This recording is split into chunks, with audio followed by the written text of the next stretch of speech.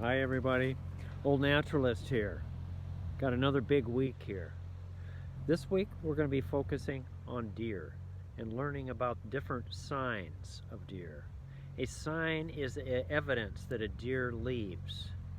And what I'm going to want you to do when we find a sign, I want you to take a screenshot of it, and then I want you to write a little bit about it. Put that in your nature notebook. Okay, let's see what we can find. We're looking around for our first sign, and I came upon this, and I'm wondering what exactly this is. And there's these lines, okay, and then also I see a hoof print, and it's big. And that tells me that this is probably what we call a deer scrape. And the deer takes his hoof and scrapes this out. And it's a marker to tell other male bucks not to come into his territory. Now I saw something else over here that I wanted to show you as well. That's another sign. And it's a territorial sign, okay? And you can see that the branch is ripped up, and the buck or male deer has used his antlers and is scraping this off. And this is what we call a buck rub. And the buck rubs his antlers on there to get the velvet that's on his antlers off, but he's also leaving a scent there. Another sign that the deer is leaving, saying, "Stay out of my territory." Looking for more signs of deer, I've noticed that the tips of this have been clipped off. That's about 4 feet high, so this is probably a deer that did this.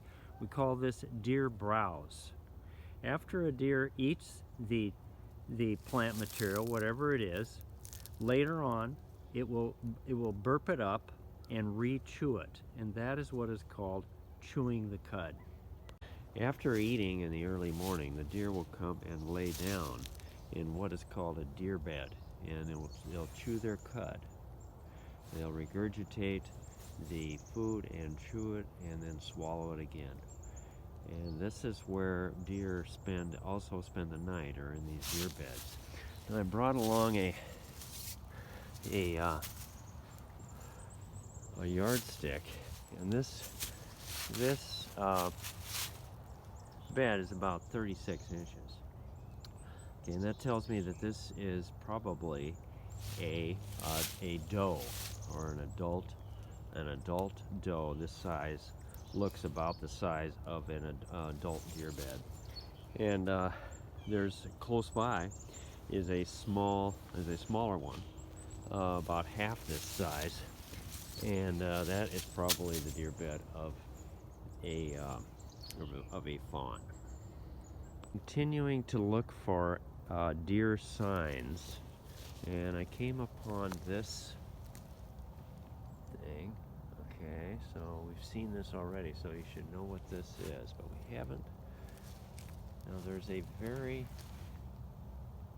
just a very lightly, you can barely tell that an animal has walked through here, or maybe using this and so one of the things I look for are scat, or in this case we're going to see this hoof. Now, that's a big hoof, okay?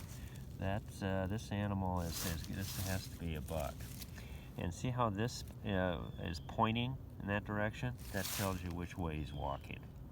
Okay, so he's going that direction. I found another one up here too. It was pretty obvious. Let's see if I can. It's the same animal. All right, and let's see if you can. Can you see how there's just a very light trail there? And as I'm walking along, he came over here and rubbed his antlers here. So again, marking his territory, letting other bucks know that they need to stay out. I'm following a deer trail. I hope you can see this because it's barely perceptible. It's not like a human trail that it's obvious.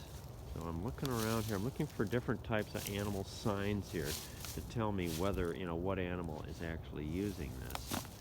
And right here at this spot, I noticed that there is some deer scat.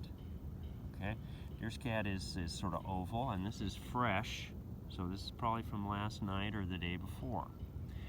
And one of the things that naturalists never do, we never say gross. We go, interesting. And I wonder what I can learn from this. And so one of the things we can learn is that deer have different size scat depending on how old they are. And this is from a young one. I've looked for some other ones along this trail, and I couldn't find any. I think largely because the leaves have fallen down and covered them. I discovered something else over here.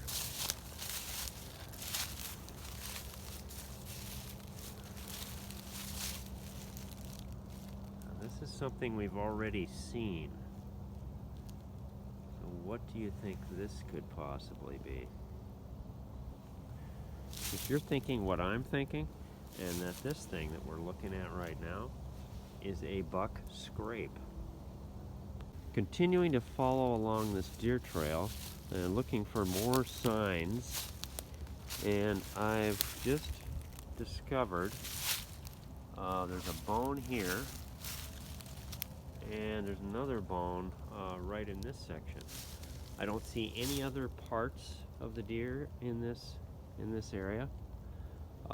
Did the deer die and then it got dragged off by a predator? I do not know. I don't see any other signs to look at, but there's a lot that we can learn by looking at these bones. Now, the deer does not have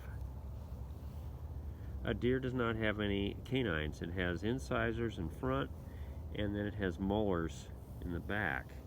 And you can determine the age of the deer by looking at the molars. These molars are flattened, and that tells us that this is an older deer. If the molars were sort of jagged, then they would be. I would assume that the animal would be a lot younger. I would give this animal an age of maybe 4 or 5 years old. A very old deer is 8 or 9 years old. And the teeth get worn down by the fact that it chews its cud so much. So every day it's chewing its cud and slowly wearing down the teeth. Put this down and let's see what this thing is. Okay, alright. I'm pretty sure I know what this is. This is a clavicle of a deer. This is a deer, another deer part.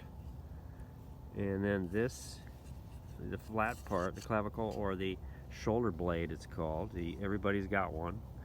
And then this is where the ball of your shoulder attaches to it. Well, actually, you're not a deer, but that's where it attached in the deer. So there's, like I said, so many different things that you can find out here. Can you believe how many different deer signs we found? I hope you enjoyed that as much as I did. Now, here's your challenge. I want you to try to get out to a local park and see if you can find some different signs of deer this weekend. Photograph them if you're going to bring a phone or a camera. But also, you need to be safe out there. Why? The ticks are still active. Deer ticks are still active. So, bring your socks over your pants, and then the ticks will climb up your leg and you'll see them. Okay? So, enjoy the weekend, and remember, nature is our teacher.